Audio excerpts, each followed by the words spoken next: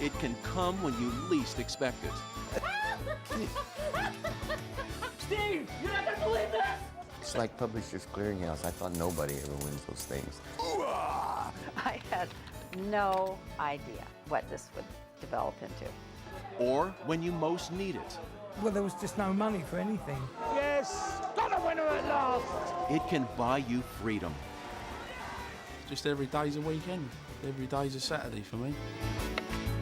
Or make you a prisoner. I started getting paranoid at that point.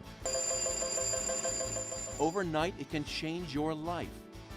They didn't even know me till now, those people out there. No one knows the highs and lows better than the winners who became instant millionaires. I'm Mrs. Megabox.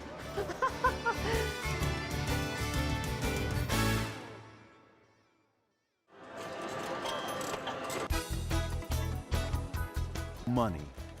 Those who don't have it want it, and those who have it want more. There's the old-fashioned way to make money, through hard work.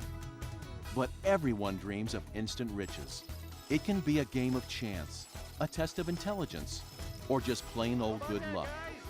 From the lottery to casinos, to the newest rage, television game shows that promise sudden wealth, everybody wants to become an instant millionaire. I buy everyone houses, and then I buy cars. I'd work when I want to. Invest the money, retire young, run through the streets naked. The lure of the excitement of becoming a millionaire, I think, is something that captures all of us. We all have the dream. We all share the dream. So this is one way to chase it. Well, look at this.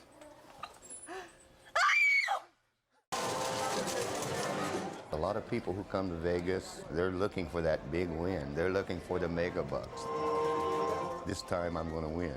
This time I'm going to be able to buy that thing. This time I'm going to pay my bills. To me, if I win something, that's a bonus.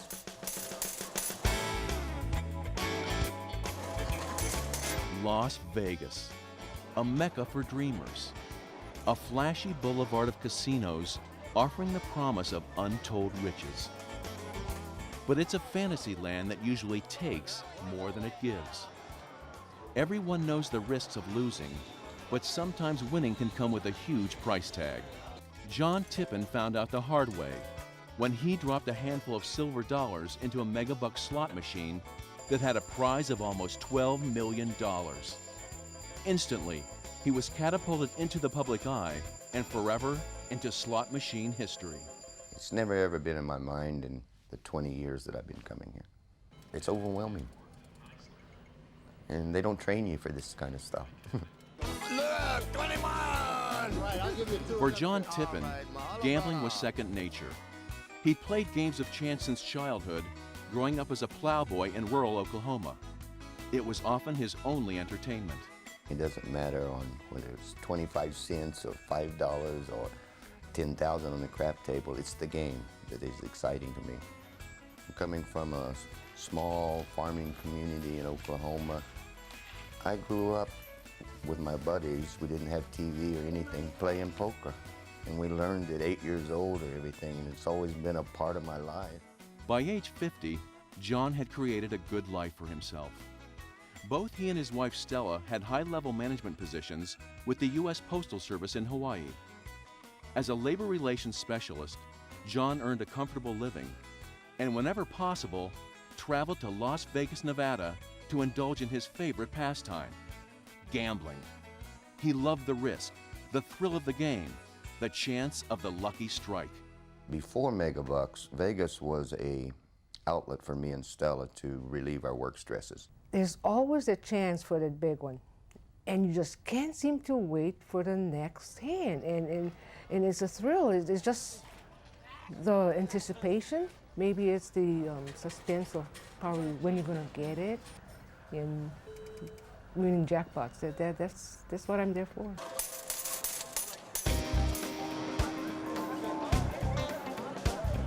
In January of 1996, John and Stella made one of their frequent visits to Las Vegas.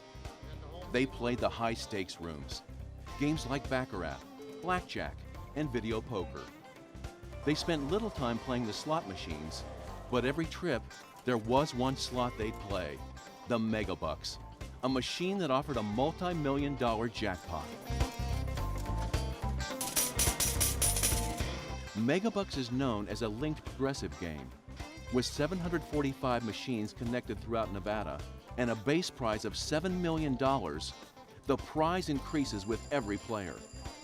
It's the biggest slot machine jackpot in the world. Well, out of every dollar that's played into a machine, a few pennies will go towards the mega jackpot.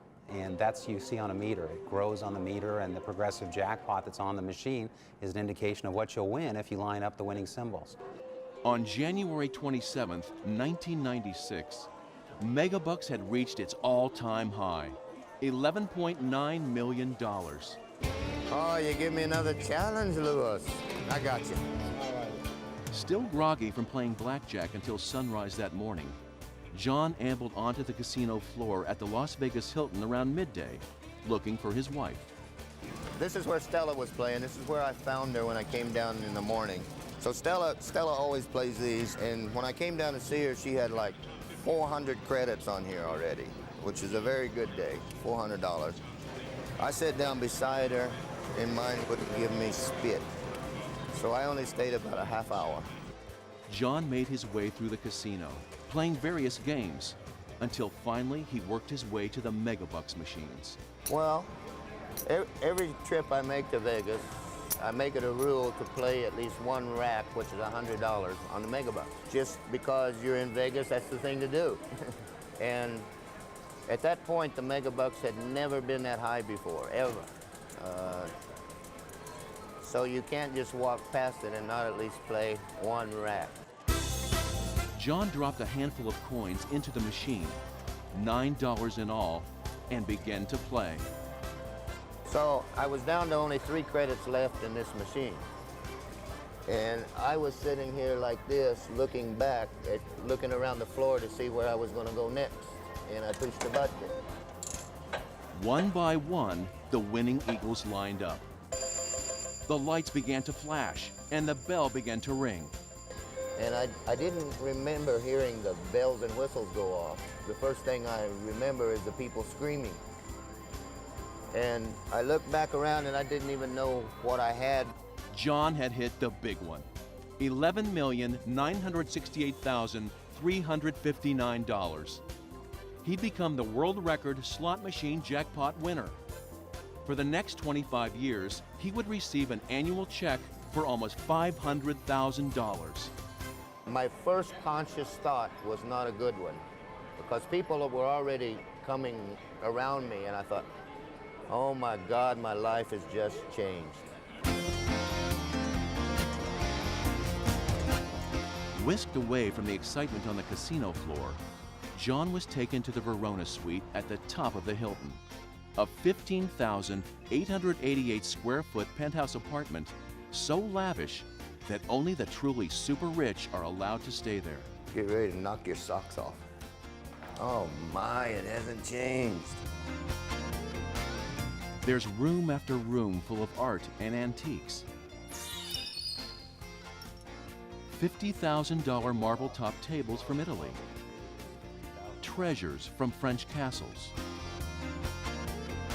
Fireplaces everywhere.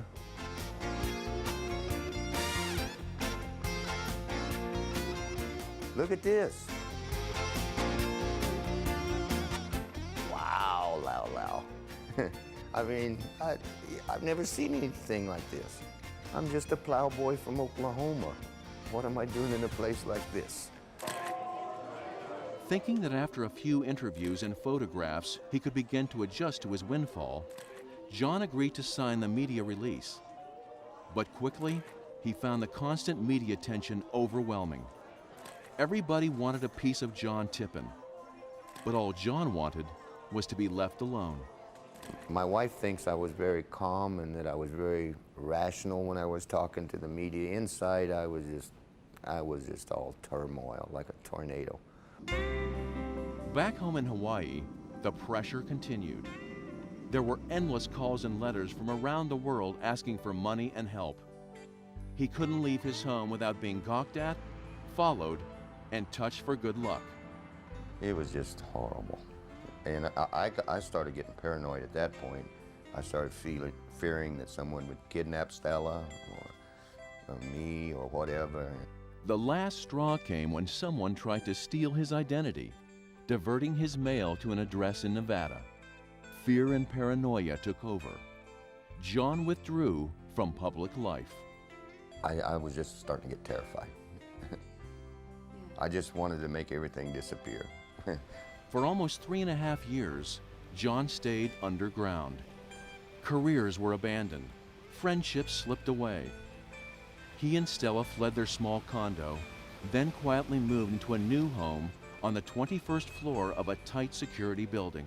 And I didn't even take any clothes or suitcase or piece of furniture. I walked out of my own place and I haven't been back. It's still there. I still own it. I think the goldfish might have died by now. Finally, relief came for John and Stella when a new Megabucks winner took the title of world record jackpot holder. After more than a year of celebrity, the attention declined. Now, they could be the masters of their own lives. I would say it's about a year ago, I finally decided that, you know, all of this is within my control. I dictate how my life should be. And I decided that I'm tired of all this dodging and hiding and running. And I decided I've learned a lot, I've educated myself, I can deal with the media, but I do it on my terms now.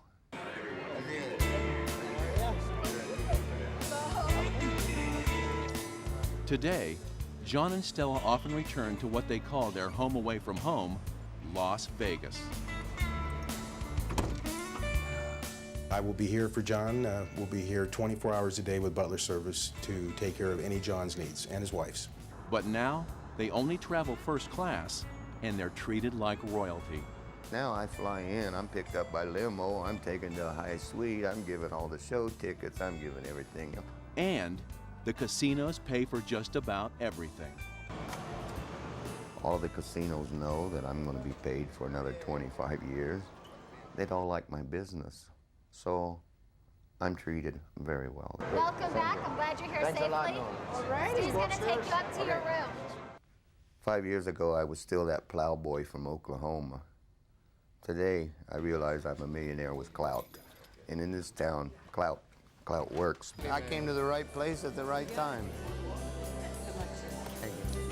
After years of emotional struggling, John is finally at peace with his win. Today, he's writing a book about his experiences, a textbook of sorts to guide other big jackpot winners through the highs and lows of instant wealth. I think when you come to that adjustment where you understand that you're not a bad person because you're not giving it away to everybody, that's when I finally decided that, okay, I'm at peace with this now.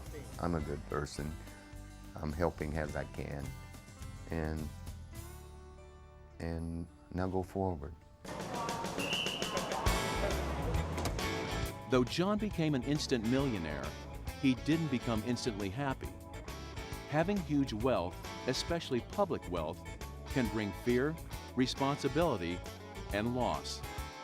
It did for John Tippin. But finally, it also brought happiness and peace of mind.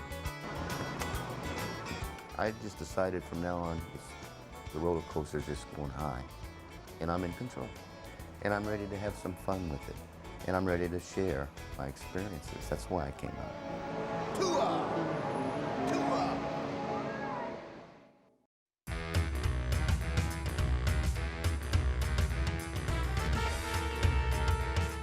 All over the world, the lottery offers the promise of riches, a chance to make dreams come true. Everyone has a fantasy of what they do with the money. Doug Wood dreamt for years of hitting the jackpot. So when he won almost $4 million, he knew just what to do with his money. He couldn't give it away fast enough. I used to put myself to sleep of a night, dreaming that I'd won about £9 million on the lottery and what I would do with it. which charities I would support and send money to, etc. At age 58, the future looked bleak for Doug Wood. Laid off from his job as a clerk in a stockbroker's office, he'd been unemployed for 3 years and was living on meager public assistance. His home was a cold, drafty, run-down flat in a small seaside town outside of London. Before I won the lottery, life was an absolute misery. Well, there was just no money for anything.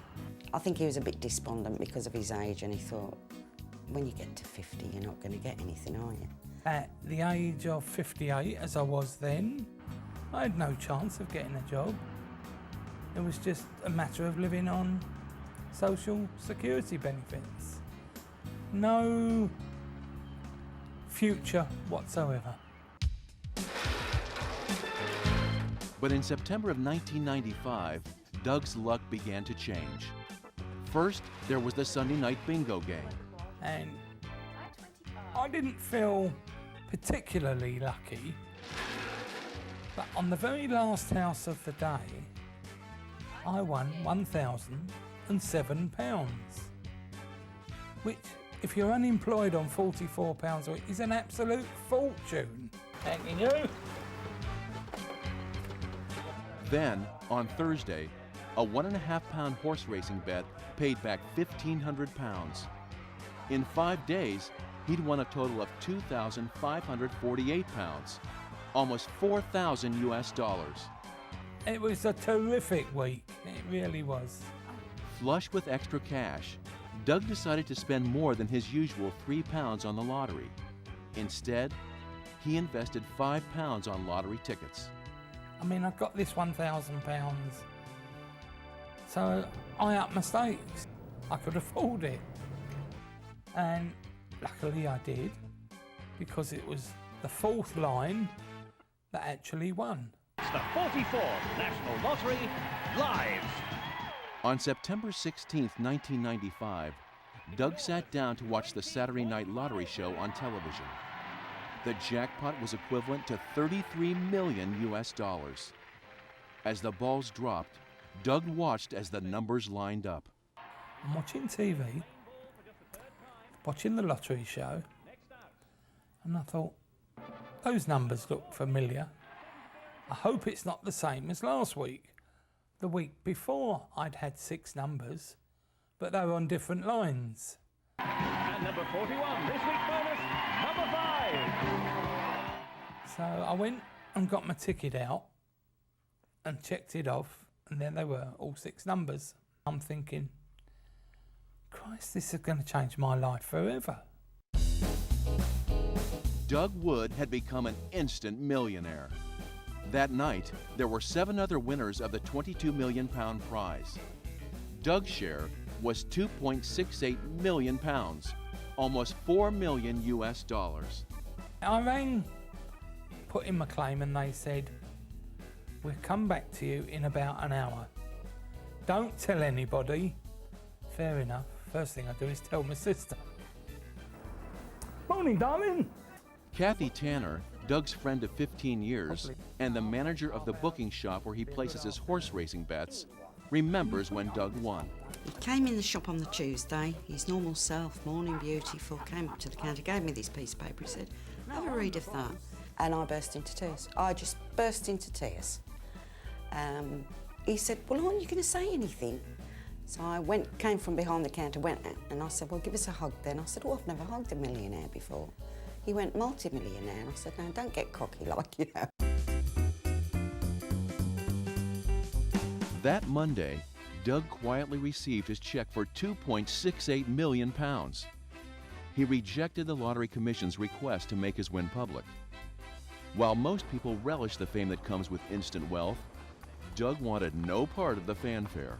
They asked me if I was willing to go public, and I said no. I wanted to keep it under wraps. There was so much media coverage and hounding of people, and I didn't want any of that.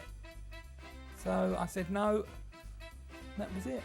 Just as he dreamed, Doug began to give his money away to family and causes dear to his heart. First, there were six-figure checks to his brother and sister.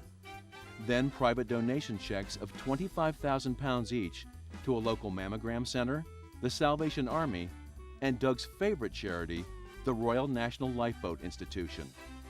In the first week alone, Doug gave away £480,000, almost $750,000.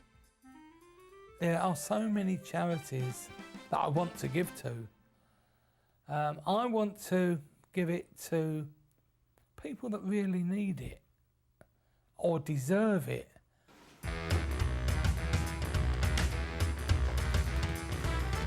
Doug's own life began to change as well.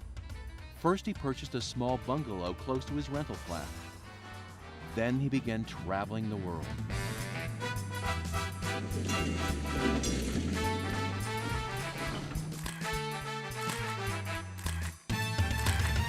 Put £200 on Natalie J at 4-1. He also began to visit every horse racing track in the United Kingdom. Since Doug doesn't drive, he hired his good friends Mandy Yallop and Denise Macklin to take him to the track 3 or 4 times each week. And I'd like 50p exact, please. Doug gives them betting money, and together they dine in the members-only restaurants and enjoy a day at the races. My ambition was to see every racecourse in the country, which I've done as far as England is concerned, and now I've got 2 left to do in the British Isles.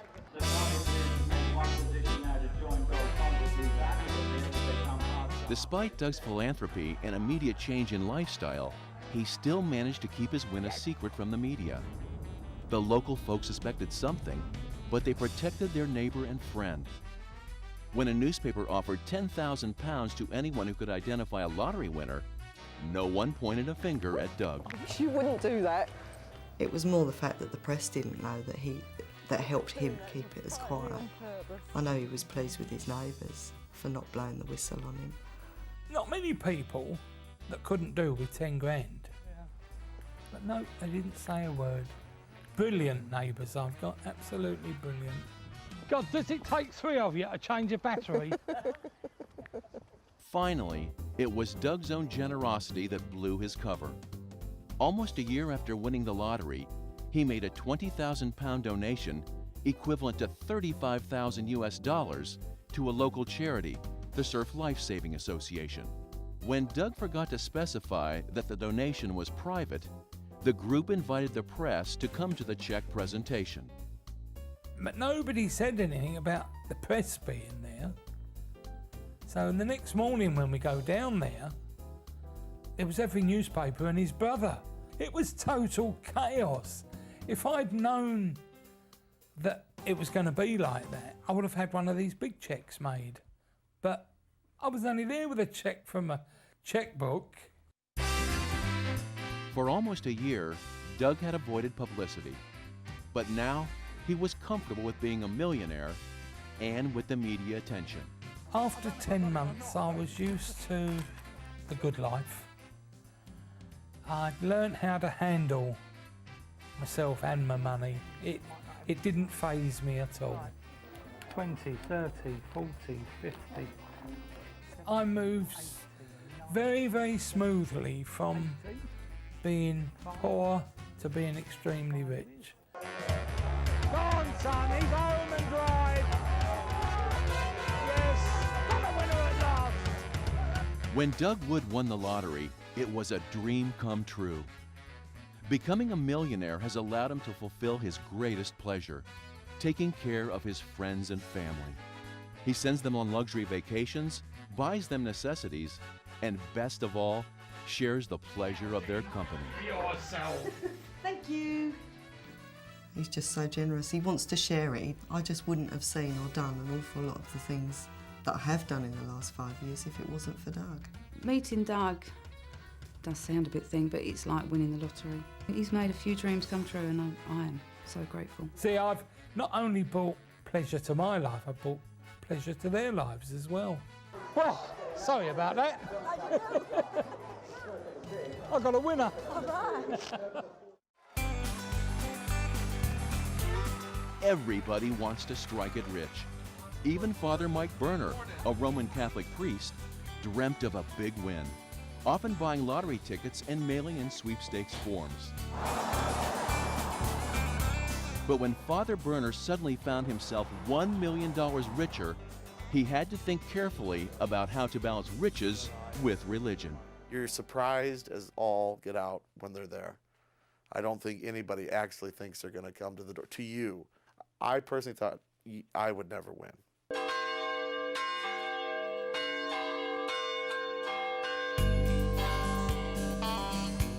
Father Mike Berner was content as a Catholic parish priest in the tiny hamlet of Erling, Iowa. His life was busy with daily Mass, Lord, receive these gifts and let our offerings make us holy. visits to the elderly, For Christ did not enter into a sanctuary made by hands. Yes, sir. How old were you when you realized that you wanted to be a priest? and classroom sessions with the local school children. Christ was anointed priest, prophet, and king. Well, remember, this town's only 400 people, 250 registered households. We're a small country parish. It is a unique little cultural hub.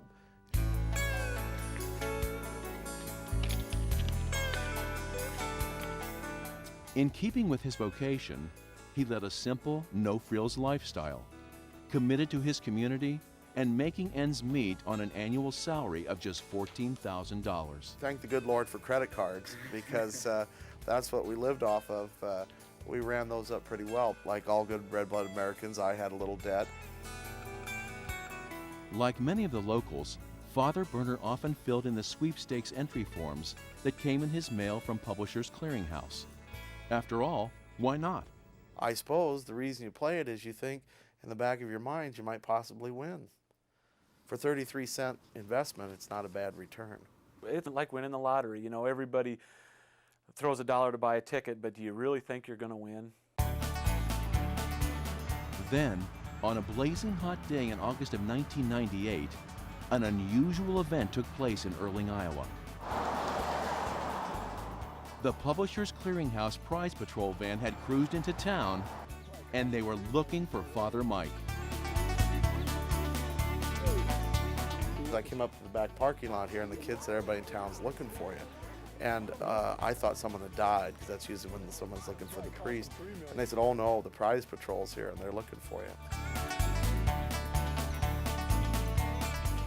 Anticipating cameras and dressed only in shorts and a t-shirt, Father Berner quickly changed into his black suit and collar as the doorbell rang. Father Mike Berner? I'm pretty quick on my feet once in a while, and I thought, I'm not answering the door looking like this on national TV. Could you come open the door, please? Good gravy. I think the whole town knew it before he did, because we had quite a gathering up here just waiting for him to come. You've just won the Publishers Clearinghouse sweepstakes. You're kidding. Congratulations, you just won $1 million. Come in where it's cooler. No, you step out for a minute. Come on, step out for a minute. By the time Father Berner opened his front door, the entire town had congregated in front of the rectory to watch Dave Sayer, head of the Prize Patrol, present Father Berner with a jumbo-sized check for $1 million. Now that takes your breath away. They ripped the paper off right there on the porch, and they've got your name, and there's no mistake now. It's you. You're the one. Why did I win? The good Lord knows. I have no idea why I won. No idea whatsoever. Well, Father Berner knew he was blessed to begin with, and this was just one more blessing, but a mighty one. The following days were a whirlwind. There was an all-expenses-paid trip to New York City, appearances on David Letterman and Rosie O'Donnell, and best of all, in response to a letter he'd sent, Father Berner and a friend were invited to celebrate Mass at St. Patrick's Cathedral with Cardinal John O'Connor. Now, two priests, young priests from southwest Iowa, are never going to go to St. Pat's Cathedral in New York and come celebrate had I not won Publishers Clearinghouse. It has opened a few doors that would otherwise never have been opened. Though Father Berner won $1 million, any real changes in his day-to-day life were modest. His million is paid in installments over the next 30 years. After an initial payment of $50,000, Father Burner will receive a yearly check for $25,000 until a final lump sum of $250,000 is paid just in time for his retirement at age 68. I haven't done anything. I bought a new car, but I'm making car payments on it. I reduced the credit a little bit. I haven't taken a tour of the world. I haven't gone on vacation. The wardrobe is still basic black. Every now and then I see him smoking a cigar, a big old cigar, and I think that's, to me that was something different that he's never done before. All in all, a fantastic gift, but it's not $1 million up front. With so much media attention focused on the millionaire parish priest, Father Burner suddenly found himself inundated with donation requests. 400 letters arrived in the first week alone. And then they keep coming and coming and coming and coming, and he's like, oh my God, I look at all these requests that people need money. He had to do some soul searching and find out, what am I going to do with this money? I think the misinterpretation is that you have $1 million under the bed, upstairs, cash, ready to go, small denominations, unmarked series. Please send as soon as possible. It's not true. Overwhelmed by the requests, Father Burner finally chose to put most of the money into an educational trust for his nieces and nephews. The rest is donated anonymously to his community and to Catholic charities. The nice thing is that someone wanted that could really use the money, that's going to take the money and he's going to put it to good use. Sure, he's going to benefit, but his family's going to benefit, and a lot of other people are going to benefit. Money's money, and there's no U-Haul following the hearse. It's all going to stay on this side. I can't take it with me. Pray, my brothers and sisters, that our sacrifice this morning may be made acceptable to God, the Almighty Father. Today, Father Burner still lives happily in Erling, performing his parish duties, guiding his students, and celebrating daily Mass. Having more money hasn't changed his life materially, but it has afforded him more opportunities to help others, and it's given him the thrill of a lifetime. I think you're like the smallest childhood memory of Christmas. Like when you're about 4 or 5 or 6, and you get up at 4 in the morning and you're going down that tree. It's the most fantastic day of the year. And so you elevate it to adulthood and you say, well, this is probably the most fantastic day of my life. Next to the resurrection, I got nothing to look forward to. They didn't even know me till now, those people out there.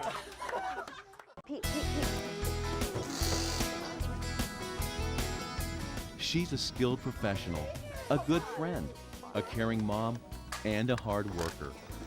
But when Executive Secretary Deanne Schoening left a secure job to help start a new company, she had no idea that she would also become a millionaire. I honestly had no idea of what an impact it would have on me.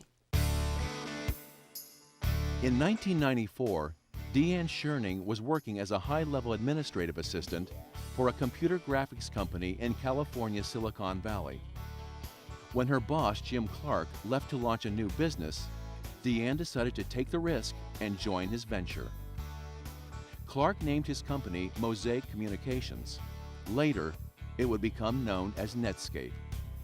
With no guaranteed future and no raise in pay, the one perk Deanne received was 10,000 stock options in the new company at a cost of just $10.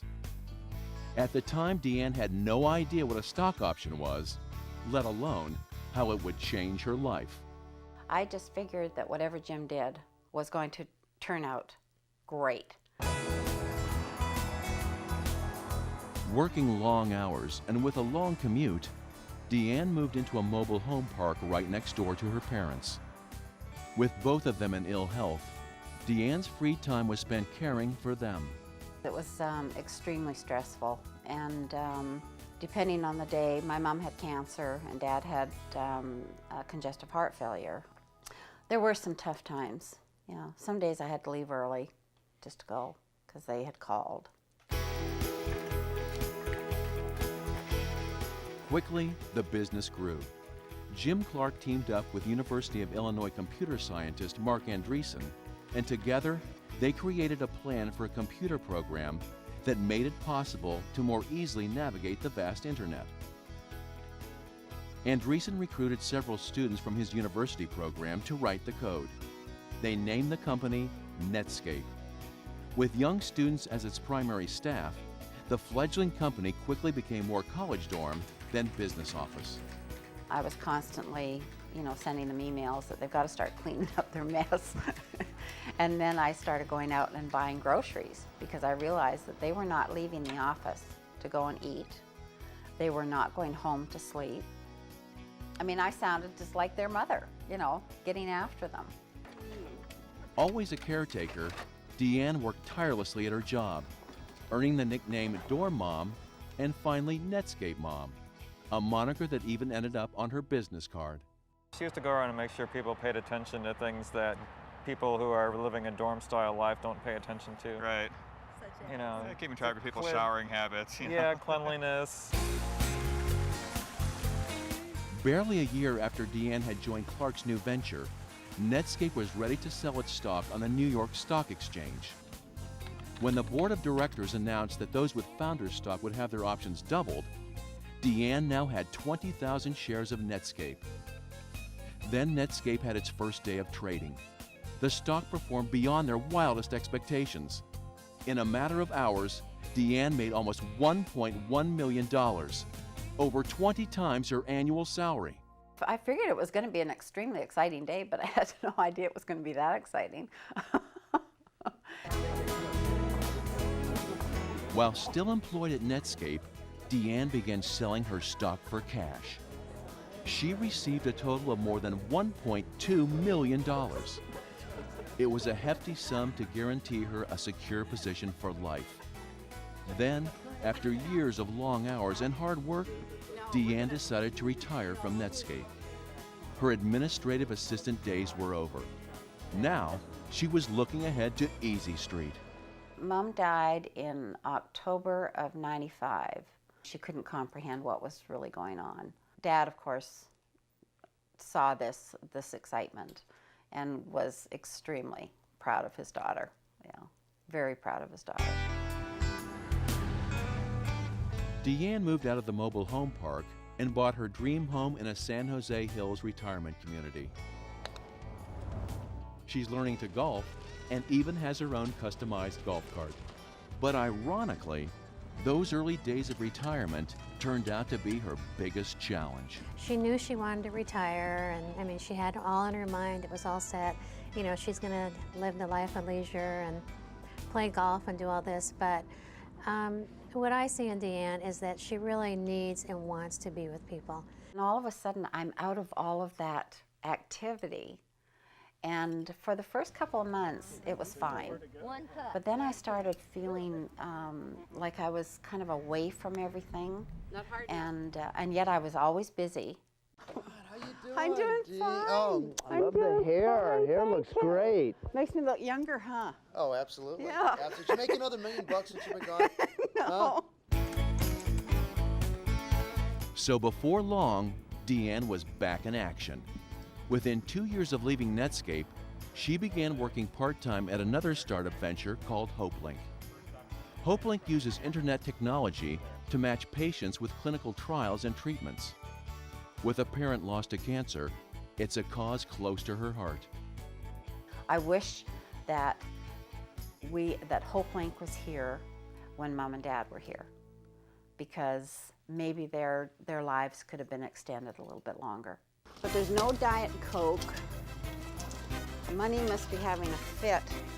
At HopeLink, Deanne's administrative skills are once again partnered with her maternal instincts. When coffee does this to a sink, you really wonder what it does to your stomach.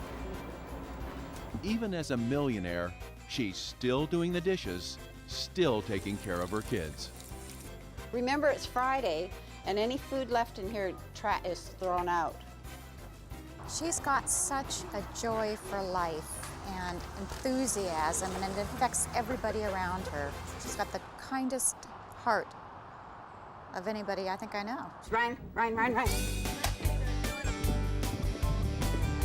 Deanne Scherning hasn't changed since becoming a millionaire. She's still the caretaker, still looking out for everyone else.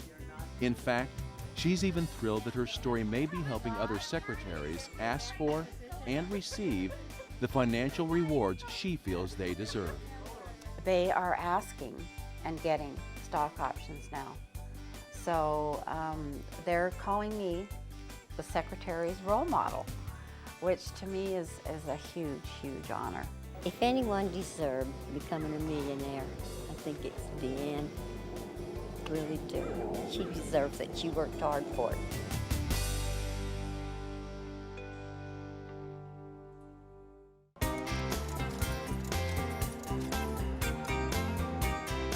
Instant wealth. The odds are against it. Whether it's the lottery, sweepstakes, or casinos, the chances of winning are remote. So when Ian Woodley found himself competing with only 6 other people to win £1 million, he seized the moment and the million to become England's first game show millionaire. Too owe me. It's what life is like, playing with paupers. Just common people, you see. I remember when you never used to speak like that when you had nothing and had to borrow it to pay. I've always said, you know, I just wanted to have enough money not to ever have to worry and not go to work. Oh, sorry. Ian Woodley is a regular guy, not one for pretense. Wave, Laura. Hey? They're alongside us, filming us. All he ever wanted was a simple life, to take care of his children, hang out with his buddies at the snooker hall, and play music with his friends. Ian is what you see is what you get. Ian could no more put on airs and graces or change the way he is for the Queen herself. That is Ian. I don't worry about anything. I just take, you know, whatever happens, happens.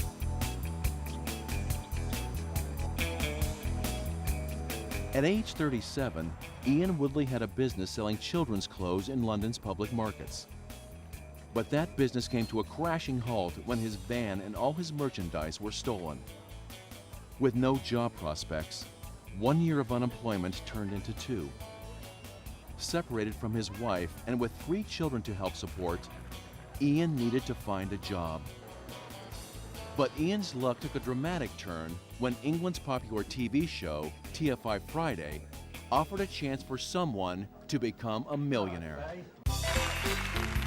Competing with the hit game show Who Wants to Be a Millionaire, TFI Friday created a new segment called Someone's Going to Be a Millionaire.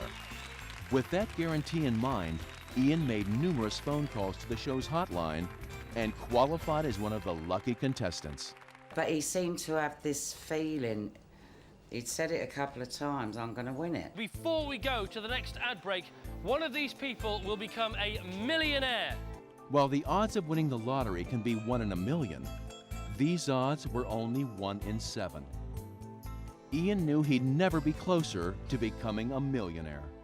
I'm never going to get a chance to like be standing, say, with 7 people for $1 million, but it just won't never happen again. The answer is... On Christmas Eve 1999, Ian stood alongside 6 other contestants answering questions before a national audience. One by one, the contestants were eliminated. The questions was just pot luck, and you just got one question at a time. If you got it right, you stayed in. Got it wrong, you was out. Finally, it was down to Ian. One more correct answer, and he would become a millionaire. In the last one, I sort of knew, but I thought it was too easy, you know. For £1 million, what is the answer? You know, you're fighting with yourself because, like, you know what's at stake. Like, if I get that right, I won $1 million. The answer is Apple. Ian Woodley won the equivalent of $1.5 million US. It was the biggest cash prize in television history.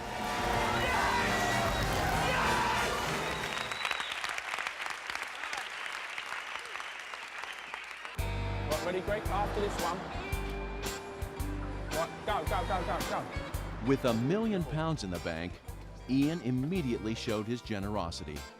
First paying off his ex-wife's mortgage, then buying her a new 7-seater car to transport their 3 children. There was money for his parents, a vacation weekend for his relatives, and a trip to Tenerife for 12 of his pals. The only thing Ian bought for himself was a new car. Though he'd like to own a nice house, he'd prefer to see his money grow. He's entrusted his fortune to an investment banker and a portfolio of stocks and bonds. I think with Ian, you know, he's doing things right. Most of it now is invested so that later on, you know, like he and the kids and things, they'll always be okay. That's the main thing. He's got no intention of ruining it and splashing all his money out. He's invested. That's his future. Today, Ian receives a weekly allowance of £500. He lives with his girlfriend Kate in her flat, visits his parents daily, and spends time with his kids, picking them up from school and caring for them a few afternoons each week. He always said he just wanted enough money to do what he wants, not work and play cards and just be able to look after his kids. At least 4 nights a week, he indulges his favorite pastime at the Kansas City Snooker Hall, playing billiards and cards with his buddies. Yeah, bit quicker. I did, yeah, right. And on occasion, even pursues his hobby as a drummer, jamming with friends at a local rehearsal studio. Well, he wants us to get together more because obviously he's got lots of free time. It's a bit difficult for us working friends. Just every day's a weekend. Every day's a Saturday for me. So I'm just really lucky, you know. But winning £1 million doesn't come completely free and easy. There are still fears attached to overnight wealth. For Ian, it's the worry that people expect him to be a big spender, to spread his money around, to buy them things and pay their way. Now, you worry that people, you know, sort of jealous of you or think less of, you know, I don't know really, or you worry that people expect you to do more. He still hates losing, he still goes into one when he loses. But that hasn't stopped Ian from enjoying the simple life he always wanted. He does as he pleases, mostly unchanged by becoming a millionaire. Probably my belly. It's got bigger. Just eating more, not doing nothing, not working. He's okay. He's as good as gold, but he hasn't changed at all. You played India? Today, Ian is philosophical about his windfall, wondering what made him the lucky winner. Like when I go football, like you look around, there's 20,000 people in the crowd. You think, you know, it could have been any one of them sort of thing, and that's just a small thing. And then it's just lucky it was me.